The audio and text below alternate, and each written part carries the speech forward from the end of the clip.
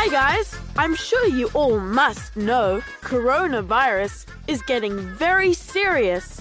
We must all be very careful. Remember? Wash your hands well and listen to what your parents tell you to do. That way, we can all be safe. We've just had our school shut down for a month. Well, if you're stuck at home too and bored, why not listen to another story? We've got a gift for you to fight the boredom, one of our BKFK audiobooks. Just go to buykids4kids.co, click on our online shop, and then select our BKFK audiobook, Volume 3. When you check out, enter the promo code WASHYOURHANDS to get it completely for free. Enjoy! As usual, thank you so much to all our Patreon supporters. You guys are the best. And now, it's time for The Wizard of Oz by L.Frank Baum. Chapter 15. The Discovery of Oz the Terrible.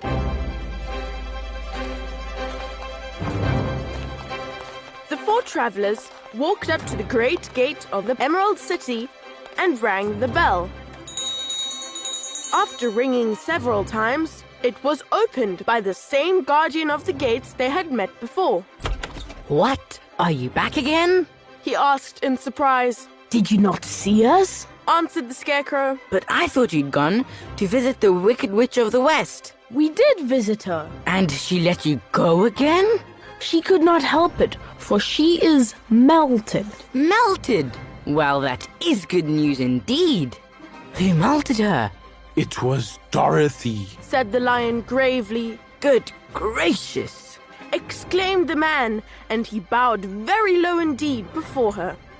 Then he led them into his little room and locked the spectacles from the great box on all their eyes, just as he had done before.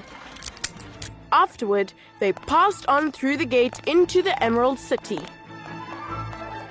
When the people heard from the guardian of the gates that Dorothy had melted the Wicked Witch of the West, they all gathered around the travelers and followed them in a great crowd to the Palace of Oz.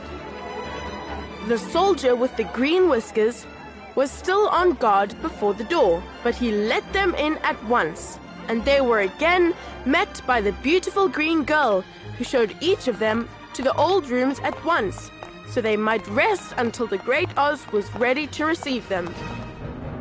The soldier had the news carried straight to Oz that Dorothy and the other travelers had come back again after destroying the Wicked Witch. But Oz made no reply. They thought the great wizard would send for them at once, but he did not. They had no word from him the next day, nor the next, nor the next. The waiting was tiresome and wearing, and at last they grew vexed that Oz should treat them in so poor a fashion after sending them to undergo hardships and slavery. So the Scarecrow at last asked the green girl to take another message to Oz, saying if he did not let them in to see him at once, they would call the winged monkeys to help them and find out whether he kept his promises or not. When the wizard was given this message, he was so frightened that he sent word for them to come to the throne room at 4 minutes after 9 o'clock the next morning. He had once met the winged monkeys in the land of the West, and he did not wish to meet them again. The four travelers passed a sleepless night, each thinking of the gift Oz had promised to bestow on him. Dorothy fell asleep only once, and then she dreamed she was in Kansas, where Aunt Em was telling her how glad she was to have her little girl home again. Promptly at 9 o'clock the next morning, the green-whiskered soldier came to them, and 4 minutes later, they all went into the throne room of the great Oz. Of course, each one of them expected to see the wizard in the shape he had taken before, and were all greatly surprised when they looked about and saw no one at all in the room. They kept close to the door and closer to one another, for the stillness of the empty room was more dreadful than any of the forms they had seen Oz take. Presently, they heard a solemn voice that seemed to come from somewhere near the top of the great dome, and it said, I am Oz, the Great and Terrible. Why do you seek me? They looked again in every part of the room, and then, seeing no one, Dorothy asked, Where are you? I am everywhere. answered the voice. But to the eyes of common mortals, I am invisible. I will now seat myself upon my throne, that you may converse with me. Indeed, the voice seemed just then to come straight from the throne itself, so they walked toward it and stood in a row while Dorothy said, We have come to claim our promise, O Oz. What promise? You promised to send me back to Kansas when the Wicked Witch was destroyed. And you promised to give me brains, said the Scarecrow. And you promised to give me a heart, said the Tin Woodman. And you promised to give me courage, said the Cowardly Lion. Is the Wicked Witch really destroyed? asked the voice, and Dorothy thought it trembled a little. Yes, I melted her with a bucket of water. Dear me, how sudden. Well, come to me tomorrow, for I must have time to think it over. You've had plenty of time already, said the Tin Woodman angrily. We shan't wait a day longer, said the Scarecrow. You must keep your promises to us, exclaimed Dorothy. The Lion thought it might be as well to frighten the wizard, so he gave a large, loud roar, which was so fierce and dreadful that Toto jumped away from him in alarm and tipped over the screen that stood in a corner. As it fell with a crash, they looked that way, and the next moment, all of them were filled with wonder, for they saw, standing in just the spot the screen had hidden, a little old man with a bald head and a wrinkled face, who seemed to be as much surprised as they were. The Tin Woodman, raising his axe, rushed toward the little man and cried out, Who are you? I am Oz, the Great and Terrible, said the little man in a trembling voice. But don't strike me, please don't, and I'll do anything you want me to. Our friends looked at him in surprise and dismay. I thought Oz was a great head, said Dorothy. And I thought Oz was a lovely lady, said the Scarecrow. And I thought Oz was a terrible beast, said the Tin Woodman. and I thought Oz was a ball of fire. Exclaimed the Lion. No, you are all wrong, said the little man meekly. I have been making believe. Making believe? Are you not a great wizard? Hush, my dear. Don't speak so loud, or you will be overheard, and I should be ruined. I'm supposed to be a great wizard. And aren't you? Not a bit of it, my dear. I'm just a common man. You're more than that. Said the Scarecrow in a grieved tone. You're a humbug. Exactly so, declared the little man, rubbing his hands together as if it pleased him. I am a humbug. But this is terrible, said the Tin Woodman. How shall I ever get my heart? Or I my courage, asked the Lion. Or I my brains, wailed the Scarecrow, wiping the tears from his eyes with his coat sleeve. My dear friends, I pray you not to speak of these little things. Think of me and the terrible trouble I'm in at being found out. Doesn't anyone else know you're a humbug? No one knows but you four and myself. I have fooled everyone so long that I thought I should never be found out. It was a great mistake my ever letting you into the throne room. Usually I will not even see my subjects, and so they believe I am something terrible. But I don't understand. How is it that you appear to me as a great head? That was one of my tricks. Step this way, please, and I will tell you all about it. He led the way to a small chamber in the rear of the throne room, and they all followed him. He pointed to one corner in which lay the great head, made out of many thicknesses of paper and with a carefully painted face. This I hung from a ceiling by a wire. I stood behind the screen and pulled a thread to make the eyes move and the mouth open. How about the voice? Oh, I am a ventriloquist. I can throw the sound of my voice wherever I wish, so that you thought it was coming out of the head. Here are the other things I used to deceive you. He showed the Scarecrow the dress and the mask he had worn when he seemed to be the lovely lady. And the Tin Woodman saw that his terrible beast was nothing but a lot of skins sewn together with slats to keep their sides out. As for the ball of fire, the false wizard had hung that also from the ceiling. It was really a ball of cotton, but when oil was poured upon it, the ball burned fiercely. Really? Said the Scarecrow. You ought to be ashamed of yourself for being such a humbug. I am. I certainly am. Answered the little man sorrowfully. But it was the only thing I could do. Sit down, please. There are plenty of chairs, and I will tell you my story.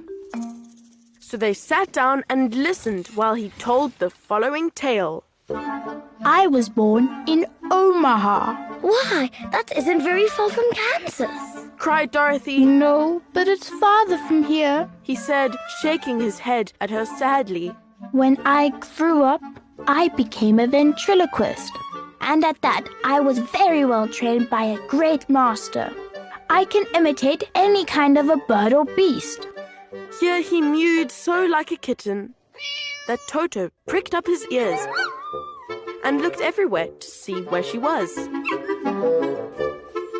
After a time, Continued Oz, I tired of that and became a balloonist. What is that? asked Dorothy. A man who goes up in a balloon on a circus day so as to draw a crowd of people together and get them to pay to see the circus. Oh, I know. Well, one day I went up in a balloon and the ropes got twisted so that I couldn't come down again. It went way up above the clouds, so far that a current of air struck it and carried it many, many miles away. For a day and a night I traveled through the air, and on the morning of the second day, I awoke and found the balloon floating over a strange and beautiful country. It came down gradually, and I was not hurt a bit. But I found myself in the midst of a strange people who, seeing me come from the clouds, thought I was a great wizard. Of course I let them think so, because they were afraid of me and promised to do anything I wished them to. Just to amuse myself and keep the good people busy, I ordered them to build the city and my palace, and they did it all willingly and well. Then I thought, as the country was so green and beautiful, I would call it the Emerald City. And to make the name fit better, I put green spectacles on all the people, so that everything they saw was green. But isn't everything here green? No more than in any other city, but when you wear green spectacles, why, of course, everything you see looks green to you. The Emerald City was built a great many years ago, for I was a young man when the balloon brought me here. And I am a very old man now.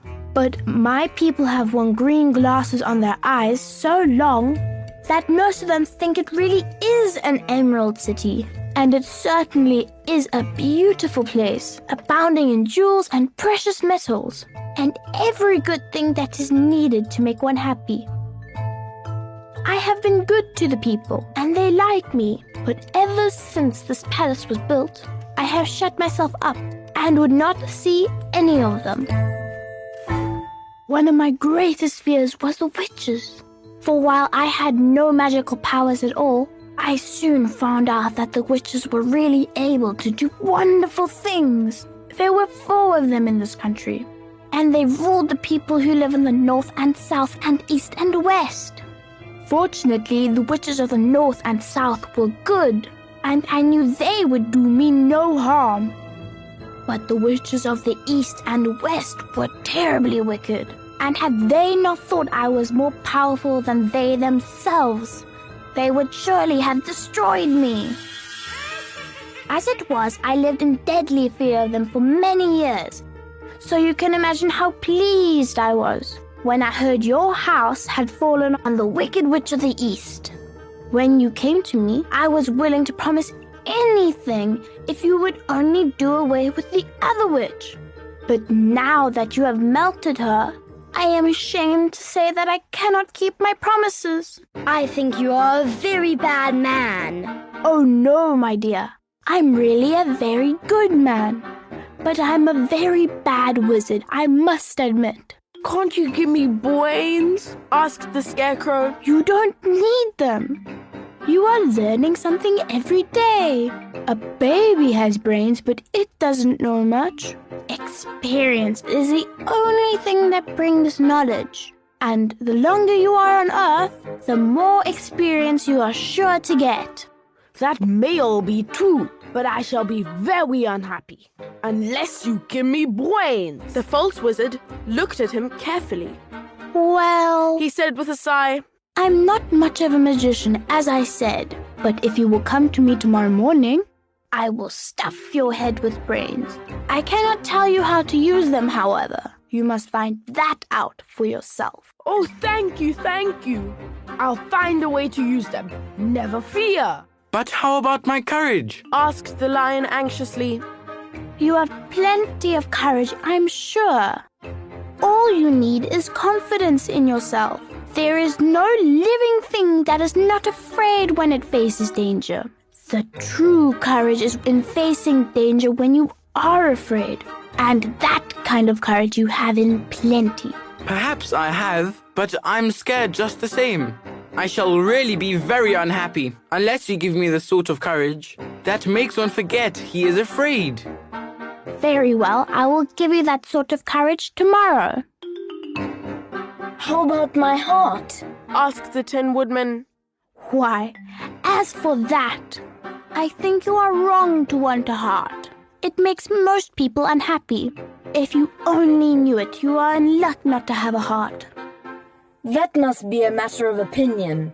For my part, I will bear all the unhappiness without a murmur, if you will give me the heart. Very well. Answered Oz meekly. Come to me tomorrow and you shall have a heart. I have played wizard for so many years that I may as well continue the part a little longer. And now, how am I to get back to Kansas? Said Dorothy. We shall have to think about that. Give me 2 or 3 days to consider the matter, and I'll try to find a way to carry you over the desert. In the meantime, you shall all be treated as my guests. And while you live in the palace, my people will wait upon you and obey your slightest wish. There is only one thing I ask in return for my help, such as it is. You must keep my secret and tell no one I am a humbug. They agreed to say nothing of what they had learned and went back to their rooms in high spirits. Even Dorothy had hope that the great and terrible humbug, as she called him, would find a way to send her back to Kansas. And if he did, she was willing to forgive him everything.